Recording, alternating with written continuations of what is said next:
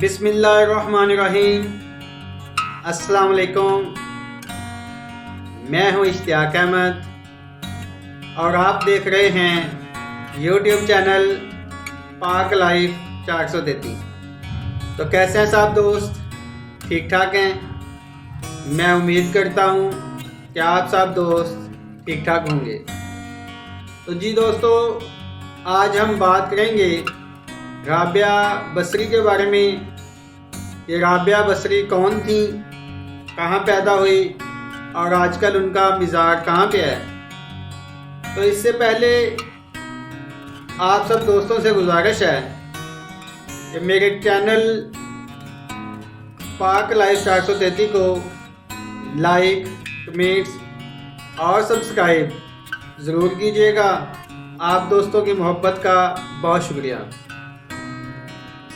तो अभी हम बात करते हैं राबिया बसरी के बारे में। 717 ईस्वी की बात है। शहर बसरा में एक गरीब लेकिन नहायत नेक इंसान रहता था जिसका नाम शेख इस्माइल था। शेख इस्माइल बहुत गरीब लेकिन नेक और परहेजगार था। इसके यहाँ 3 बेटियां थीं और उस वक्त चौथी बेटी की पैदाइश थी जिसका नाम राबिया बसरी रखा गया। राबिया का मतलब 4 है, चौथी जगह है, और बसरी इसलिए था कि वो बसरा शहर में रहते थे, इसलिए उनका नाम राबिया बसरी रखा गया। तो इन दिनों गुर्बत और भूख इनके यहाँ बहुत ज़्यादा थी, इसलिए शेख इस्माइल बहुत परेशान रहता था। एक दिन यूं ही अपनी परेशानी में रोते रोते वो सो गए और उनको ख्वाब में हज़रत मोहम्मद सल्लल्लाहु अलैहि वसल्लम की ज़ियारत हुई। उनसे वो हम कलाम हुए। आप हज़रत मोहम्मद सल्लल्लाहु अलैहि वसल्लम ने शेख इस्माइल को मुबारकबाद दी कि आपके यहाँ जो चौथी बेटी पैदा हुई है राबिया बसरी, ये बहुत नेक और साले औरत बनेगी जो मेरे दीन को आगे लेके जाएगी और बहुत खिलाएगी। तो आप परेशान ना हों, आप चले जाएं इस वक्त के जो बसरा के हाकिम आला हैं, हाकिम बसरा हैं, उनके पास चले जाएं जिसका नाम ईसा ज़रवान था। तो जब सुबह हुई, शेख इस्माइल सुबह उठा, बहुत खुश था। उसने ये सारा वाक़या उठते ही कलमबंद किया, एक कागज़ पे लिखा जो कि नबी पाक सल्लल्लाहु अलैहि वसल्लम ने रात को ख्वाब में बताया था कि आप हाकिम आला के पास जाएं। वो मुझ पे रोज़ 100 मरतबा दरूद पाक पढ़ के भेजता है और जुमा की शब वो 400 मरतबा दरूद पाक पढ़ के मुझ पे भेजता है जो मैं कबूल फरमाता हूँ। तो वो गुज़श्ता जुमा की शब मुझ पे दरूद भेजना भूल गया। आप उसके पास जाएं और उसे बताएं, आप उस दरूद पाक के एवज़ आपको 400 दिनार वो देंगे। सुबह उठते ही जब उन्होंने ये सारा कुछ कलमबंद किया और वो हाकिम आला के पास ईसा ज़रवान के पास पहुँचे तो उनके दरबारी को वो ख़त देते हैं। दरबारी हाकिम आला को वो ख़त दे देता है। तो ऐसे ही जब हाकिम आला ये ख़त देखते हैं तो वो जल्दी से पूछते हैं कि अल्लाह का नेक बंदा ये शख्स किधर है। तो वो बताते हैं कि बाहर आपके मुंतज़िर हैं। तो वो जल्दी जल्दी से भागते हुए खुद अपने दरवाज़े की तरफ चले जाते हैं और शेख इस्माइल को जाके गले लगा के बहुत प्यार देते हैं। वो उनसे इन ख्वाब के बारे में सारी बात करते हैं और उनको 400 दिनार बहुत खुशी से दे देते हैं। اور اسی خوشی میں اور اس خواب کے ذریعے جو آپ صلی اللہ علیہ وسلم سے ملاقات ہوئی، اس کی خوشی میں وہ 1000 دینار اپنے درباریوں کو بھی بانٹتے ہیں۔ تو یہ تھی رابعہ بصری کی پیدائش کا سلسلہ۔ انہوں نے اپنی جوانی میں بھی بہت سارے ایسے ہی کام کر دکھائے جو کہ کسی کے بس کی بات نہیں تھی۔ بہت مشہور واقعہ ہے کہ سلطان ابراہیم جو کہ اللہ پاک کے شہر مکہ میں جانا چاہ رہا تھا، لیکن اس نے کہا کہ میں اس وقت مکہ میں ایسے حاضری دوں گا کہ آج تک کوئی شخص وہاں نہ پہنچا ہو۔ انہوں نے ہر قدم پہ دو جو ہے وہ نفل ادا کرنے شروع کر دیے، اور وہ 14 سال کے عرصے بعد جب مکہ پہنچے تو مکہ شریف اپنی جگہ پہ نہ تھے، مکہ کسی اور کے استقبال کے لیے گیا ہوا تھا۔ جب وہ حیران اور پریشان ہوئے کہ میں 14 سال بعد یہاں پہنچا ہوں، تو اے اللہ پاک، کیا کوئی ایسا شخص بھی ہے جو مجھ سے افضل ہے اور مکہ اپنی جگہ پہ نہیں ہے؟ اس سے لینے چلا گیا، اس کا استقبال کرنا چلا گیا۔ تو اللہ پاک فرماتا ہے کہ ابھی ایک بری عورت آئے گی، اس سے دیکھ لینا، وہ آپ سے بھی زیادہ پرہیزگار اور نیک ہے۔ تو اتنے میں ہی وہاں رابعہ بصری پہنچتی ہیں، اور رابعہ بصری دیکھتی ہیں کہ خانہ کعبہ تو خود ان کے جو ہے وہ استقبال میں آ رہا ہے۔ تو سلطان ابراہیم پوچھتے ہیں کہ اس کا ماجرا کیا ہے؟ وہ بتاتی ہیں کہ نیاز مندی، نیکی، پرہیزگاری۔ آپ نے 14 سال ہر قدم پہ 2 نفل ادا کیے، لیکن میں نے نیاز مندی ہی رکھی، اللہ پاک کے آگے میں جھکی رہی، اس کے علاوہ میں اور کچھ نہ کر سکی۔ ایک دفعہ آپ جنگل میں تھیں اور آپ اللہ پاک سے باتیں کر رہی تھی، ہم خیال تھی کہ یا اللہ پاک، میں نے سب کچھ دیکھا، خانہ کعبہ دیکھا، لیکن میں آپ کو دیکھنا چاہتی ہوں، اللہ پاک آپ مجھے اپنا وہ دیدار نازل فرمائیں۔ تو اللہ پاک فرماتا ہے کہ حضرت موسیٰ علیہ السلام بھی یہی کہتے تھے، لیکن میں نے کوہ طور پہ اپنے نور کی تھوڑی سی تجلی ڈالی تو وہ جل گیا، وہ ریزہ ریزہ ہو گیا۔ تو کیا آپ رابعہ بصری یہی چاہتی ہیں کہ یہ دنیا جل جائے اور ریزہ ریزہ ہو جائے؟ میرا نور اتنا بلند و بالا ہے کہ اس کا دیدار کرنا بھی بہت مشکل ہے۔ تو جب رابعہ بصری ایسے باتیں کر رہی تھی تو وہاں بصرہ کے امام حسن بھی تشریف لائے۔ انہوں نے دیکھا کہ رابعہ بصری کی باتیں جنگل کے سارے پرند اور سارے جانور سن رہے ہیں۔ تو امام حسن بصرہ کے جاتے ہی سارے پرندے چلے گئے۔ تو امام حسن بصرہ رابعہ بصری سے پوچھتے ہیں کہ یہ کیا ماجرا ہے؟ انہوں نے بتایا کہ آج آپ نے کھانا کیا کھایا؟ تو امام حسن بصرہ کہتے ہیں کہ میں نے تو آج گوشت کے ساتھ کھانا کھایا۔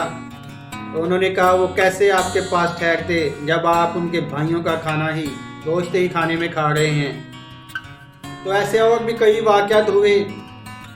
ایک دفعہ رابعہ بصری کے پاس 2 مہمان آئے اور دونوں مہمانوں نے کہا کہ ہمیں بہت بھوک لگی ہوئی ہے، لیکن رابعہ بصری کے پاس اس وقت 2 روٹیاں موجود تھیں۔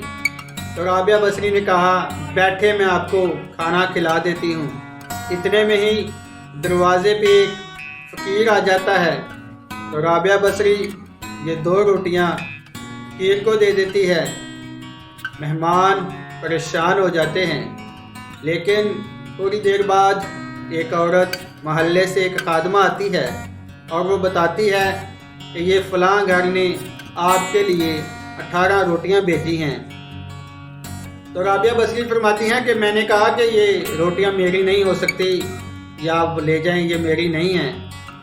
لیکن کچھ ہی دیر بعد وہ خادمہ 20 روٹیاں ساتھ لے کے آ جاتی ہے، تو رابعہ بصری رکھ لیتی ہے۔ وہ مہمان یہ سارا ماجرا دیکھ رہے تھے۔ انہوں نے رابعہ بصری سے پوچھا کہ یہ کیا معاملہ ہے کہ پہلے وہ 18 روٹیاں لے کے آئی اور آپ نے نہیں رکھی، لیکن اب وہ 20 روٹیاں لے کے آئی ہے تو آپ نے رکھ لی۔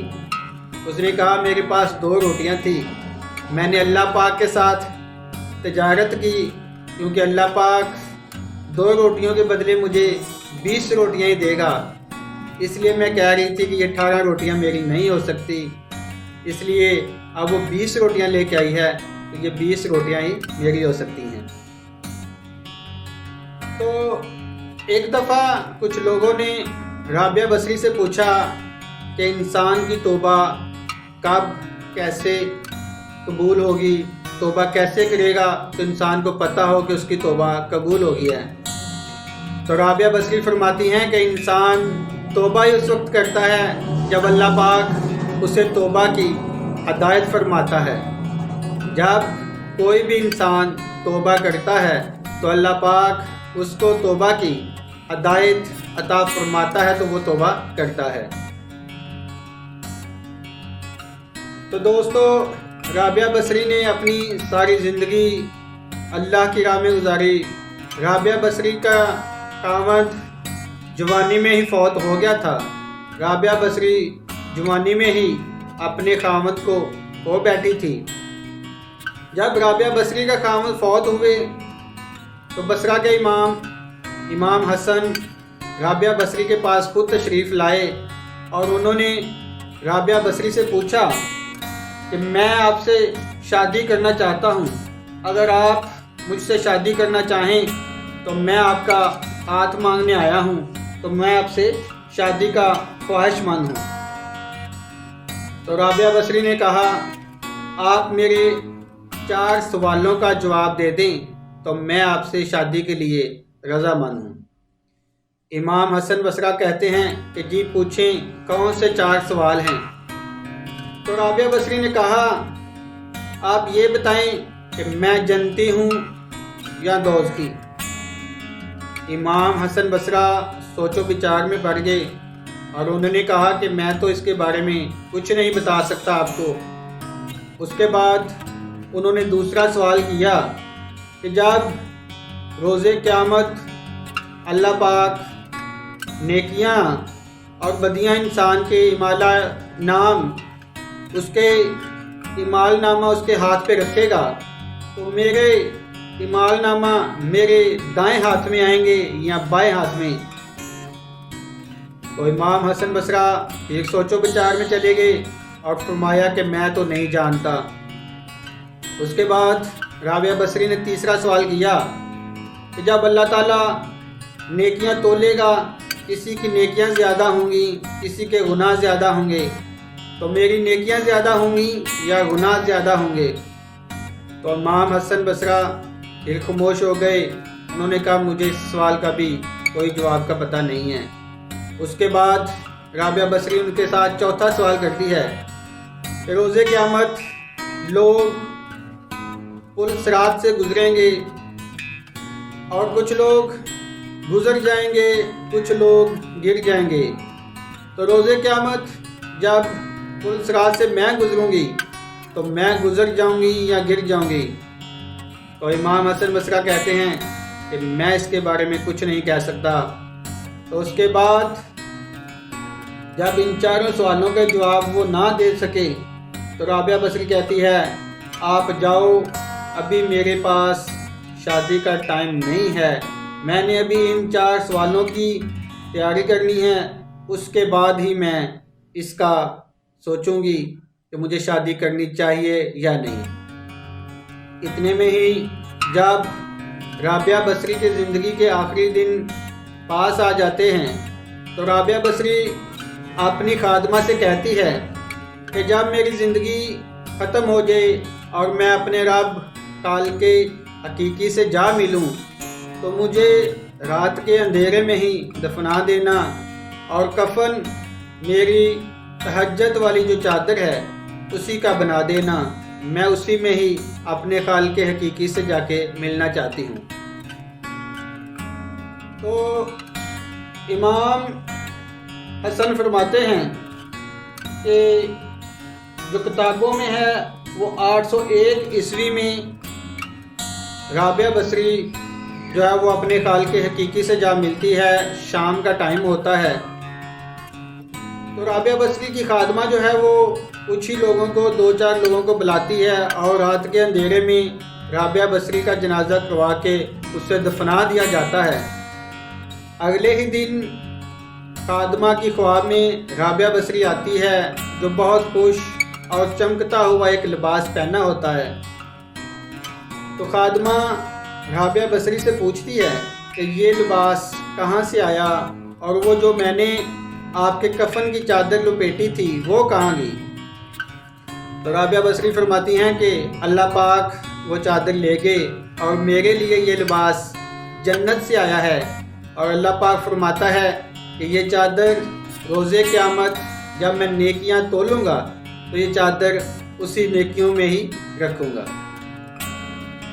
تو اس کے بعد خادمہ پوچھتی ہے کہ جو منکر نکیر آئے تھے ان کا کیا بنا؟ رابعہ بصری فرماتی ہے کہ جی وہ آئے تھے، انہوں نے آتے ہی مجھ سے پوچھا کہ تیرا رب کون ہے؟ رابعہ بصری کہتی ہے کہ مجھے انہوں نے 3 دفعہ پوچھا تیرا رب کون ہے، تو میں نے کہا جسے میں ساری زندگی ایک لمحے کے لیے بھی نہ بھلا سکی، آج زمین کے 2 فٹ نیچے آ کے میں کیسے اس کو بلا سکتی ہوں؟ میرا رب اللہ ہے۔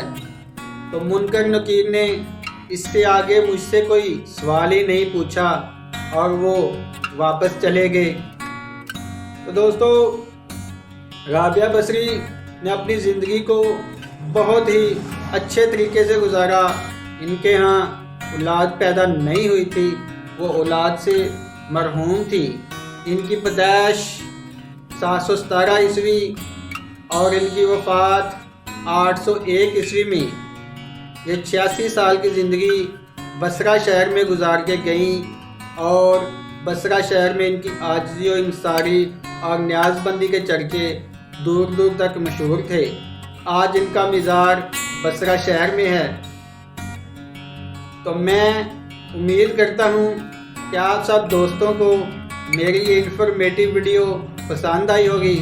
آپ سب دوست اپنے کمنٹس کا اظہار، اپنی سوچ و بچار کا اظہار میرے کمنٹ باکس میں ضرور دیجیے گا۔ آپ دوستوں کی محبت کا بہت شکریہ۔ تو ایسی ویڈیوز کو دیکھنا اور آگے دوستوں کو سینڈ کرنا، دوستوں کو بھیجنا بھی صدقہ جاریہ ہے۔ میں امید کرتا ہوں کہ آپ سب دوست یہ میری ویڈیو دیکھیں گے اور آگے اپنے دوستوں تک بھی اس کو پہنچائیں گے۔ تو اللہ پاک آپ سب دوستوں کا حامی و ناصر۔ اللہ حافظ۔